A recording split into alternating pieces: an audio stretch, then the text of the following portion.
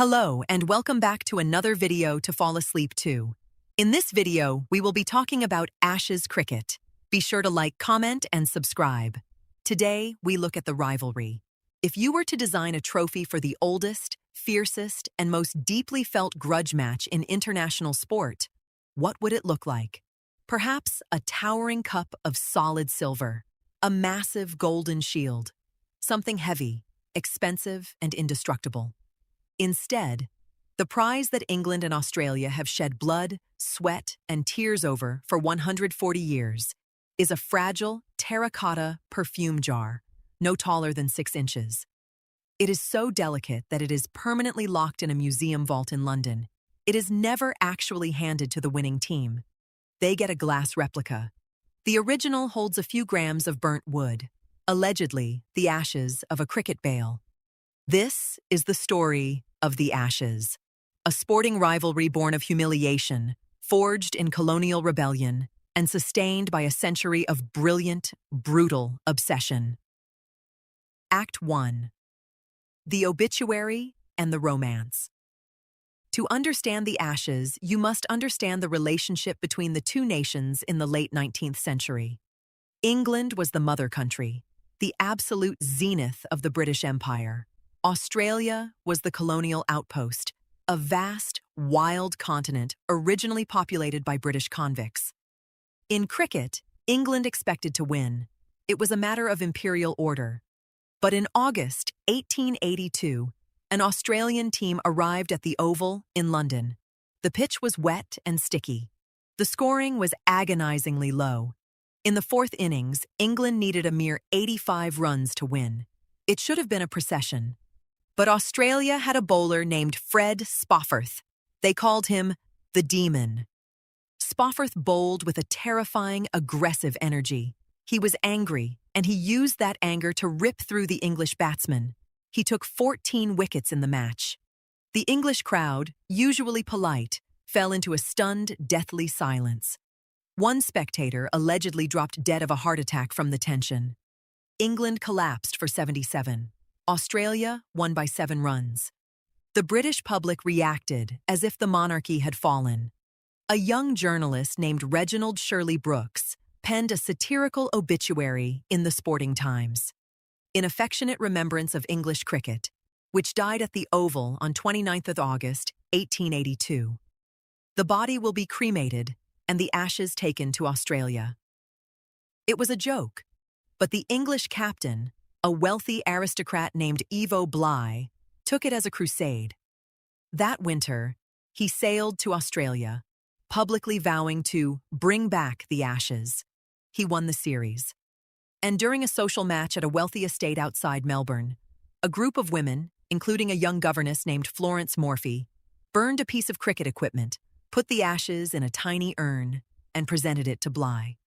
It was a flirtatious joke. Bligh and Florence fell in love, married, and the little urn sat on their mantelpiece in England for 40 years. It was a private memento of a romance, but the public never forgot the obituary. The metaphor became real.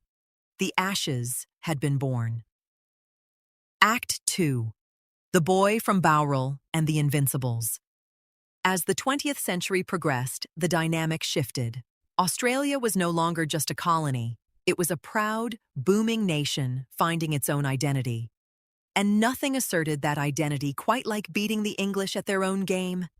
The rivalry needed a god, and Australia provided one. Sir Donald Bradman. The speaker paces onto the golden side of the stage. Bradman was a boy from rural New South Wales who learned to bat by hitting a golf ball against a corrugated iron water tank with a single cricket stump. It gave him an unnatural, freakish hand-eye coordination. Bradman did not just beat England, he broke their spirits. He averaged 99.94 runs per innings over his career, a statistical anomaly that no athlete in any major sport has ever come close to matching. To England, he was a nightmare in a baggy green cap. This, as we know, led to Bodyline in 1932, where England resorted to legally hurling the ball at the Australians' heads just to stop Bradman from scoring. It caused a diplomatic crisis. But what is often forgotten is Australia's revenge. After the horrors of the Second World War, Bradman captained the 1948 Australian team to England. The British public, battered by the Blitz and living on rations, flocked to watch them. They were dubbed the Invincibles. They played 34 matches on the tour and did not lose a single one. They were ruthless, beautiful, and absolute. They proved, once and for all, that the balance of cricketing power had permanently shifted to the Southern Hemisphere. Act 3. Blood, sweat, and fast bowling. By the 1970s, the Ashes had shed any remaining pretense of polite Edwardian etiquette. The rivalry became visceral. It became dangerous. The defining image of this era is the Australian fast bowling duo of Dennis Lillee and Jeff Thomson. Imagine standing on a rock-hard pitch in Perth, Western Australia. The sun is blinding, and 22 yards away is Jeff Thomson, a man with a slinging catapult action who bowled the ball at speeds pushing 100 miles per hour. Alongside him is Lillee, a terrifying perfectionist with a flowing mustache and a shirt unbuttoned to his navel. The Australian crowds loved it. They chanted, "Ashes to ashes, dust to dust. If Lillee don't get ya, Tomo must." The 1974-75 Ashes series was a bloodbath. The English batsmen were physically battered. Helmets hadn't been invented yet. Bruises were badges of honor. Broken bones were collateral damage. Australia won 4-1.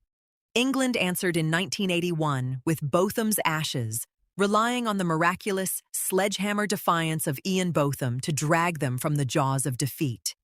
It was the era of the heavyweight clash, two bruised nations taking turns to punch each other in the mouth. Act 4. The era of the magician. But blunt force trauma is only one way to win. In the 1990s, Australia found a new weapon, psychological warfare, delivered by a bleached blonde kid from Victoria who chewed gum and spanned the ball like it was on a remote control. Shane Warne. The speaker mimics the slow, deliberate walk of a spin bowler. In 1993, at Old Trafford in Manchester, Warne bowled his very first ball in Ashes cricket. He drifted it outside the leg stump of England's veteran batsman, Mike Gatting. Gatting stepped forward to defend it. The ball hit the pitch, gripped, and viciously jagged across Gatting's body, clipping the top of the off stump. It was dubbed the ball of the century. Gatting stood there for several seconds, completely uncomprehending. He looked like a man who had just watched water flow uphill. That single delivery broke English cricket for a generation. Under the ruthless captaincy of Alan Border, Mark Taylor, and Steve Waugh, Australia initiated an era of absolute dominance. Waugh believed in mental disintegration. The Australians didn't just outplay England, they out-talked them, bullied them, and squeezed them. For 16 long years, from 1989 to 2005, Australia won every single Ashes series. The tiny urn seemed permanently bolted to a pedestal in Melbourne. English cricket fans grew up never knowing what it felt like to win. Act 5. The Renaissance and the Mustaches. Which brings us to the crescendo. 2005. If you ask any cricket fan where they were in the summer of 2005, they will know. The Australian team that arrived in England was arguably the greatest ever assembled. Warne, McGrath, Ponting, Gilchrist, a team of immortals. But England, led by Michael Vaughan and fueled by Andrew Flintoff, decided they were no longer afraid. The series was a 5-act Shakespearean drama. Australia won the first test. England won the second by a heart-stopping 2 runs. In that second test, after the final Australian wicket fell, Flintoff didn't celebrate immediately. He walked over to the crestfallen Australian batsman, Brett Lee, crouched down, and put a hand on his shoulder. It remains the most iconic photograph in Ashes history. Amidst the hatred, the history, and the pressure, there was an profound, unbreakable, mutual respect. 2 warriors acknowledging the brutality of the arena. England won the series 2-1. The country lost its mind. But Australia's memory is long and their vengeance is terrifying. Just 18 months later, they utterly destroyed England 5-0 in Australia.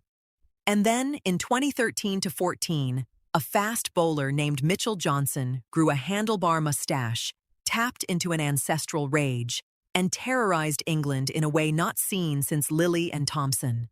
He took 37 wickets in the series. The English batsman literally backed away from the stumps out of fear. Another 5-0 whitewash. The pendulum swings. It always swings. Act 6. The weight of dust. Today, cricket is a billion-dollar global industry. Players jet around the world in private franchises, playing hyperspeed T20 tournaments in India, the Caribbean, and the Middle East. The sport is obsessed with the future, with expansion, with neon lights and cheerleaders. Yet, every 2 years, the circus stops. The neon lights fade. The players put on white clothes, grab a red ball, and step onto a pitch to play a 5-day game. Why? Because of that tiny 6-inch terracotta jar.